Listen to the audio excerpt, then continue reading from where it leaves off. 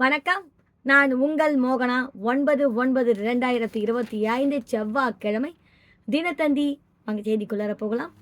தீபாவளி பண்டிகையொட்டி இயக்கப்படும் தென் மாவட்ட சிறப்பு ரயில்கள் எண்ணிக்கை குறைவு, பயணிகள் அதிருப்தி. சென்னை செப்டம்பர் 9 தீபாவளி பண்டிகையொட்டி தென் மாவட்டங்களுக்கு செல்லும் சிறப்பு ரயில்கள் எண்ணிக்கை குறைவாக, பயணிகள் அதிருப்தி அடைந்துள்ளனர்.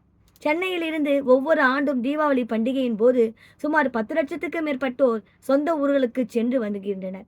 இவர்கள் பஸ், ரயில் மற்றும் கார்கள் மூலமாக பயணம் மேற்கொள்கின்றனர்.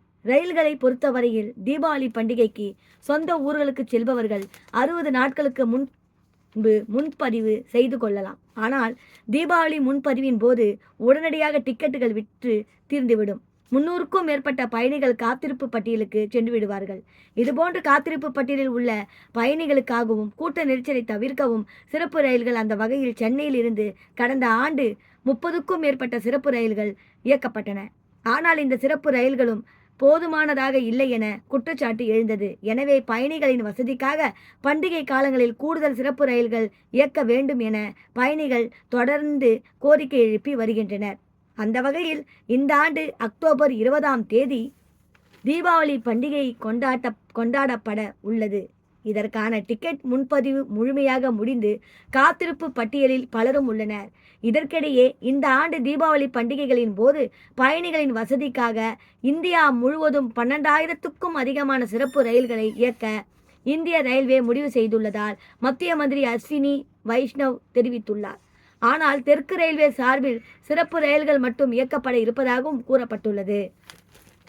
அதன்படி சென்னை சென்ட்ரலில் இருந்து கோவை, கன்னியாகுமரியில் இருந்து நாகர்கோவில், செங்கோட்டையிலிருந்து திருவனந்தபுரம், எர்ணாகுளத்திற்கும், எழும்பூரில் இருந்து நெல்லை, தூத்துக்குடிக்கும், தாம்பரத்திலிருந்து நாகர்கோவில், செங்கற்பட்டில் இருந்து நெல்லைக்கும் சிறப்பு ரயில்கள் இயக்க ரயில்வே வாரியத்திடம் தெற்கு ரயில்வே பரிந்துரை செய்துள்ளது. கடந்த ஆண்டை காட்டிலும் இந்த ஆண்டு குறைந்த அளவிலான சிறப்பு ரயில்கள் இயக்கப்பட இருப்பது பயணிகள் மத்தியில் அதிர்ச்சியை ஏற்படுத்தியுள்ளது. இதுகுறித்து ரயில் பயணிகள் கூறியபோது தீபாவளி பண்டிகை ரயிலுக்கான முன்பதிவின் போது வழக்கமான ரயில்களுக்கான டிக்கெட் சில நிமிடங்களில் விற்று தீர்ந்து விடுகிறது. இதனால் சிறப்பு ரயில்களை எதிர்நோக்கி காத்திருக்கிறோம். ஆனால் பண்டிகை காலங்களில் போதுமான அளவு சிறப்பு ரயில்கள் இயக்கப்படுவதில்லை. கூடும் ரயிலில் இயக்க தொடர்ந்து கோரிக்கை எழுப்புகிறோம். ஆனால் கூடுதல் ரயில்கள் இயங்குவதில்லை. இந்த ஆண்டும் வெறும் 11 ரயில்கள் இயக்க பரிந்துரை செய்துள்ளனர். இந்த விதத்தில் நியாயம் சொந்த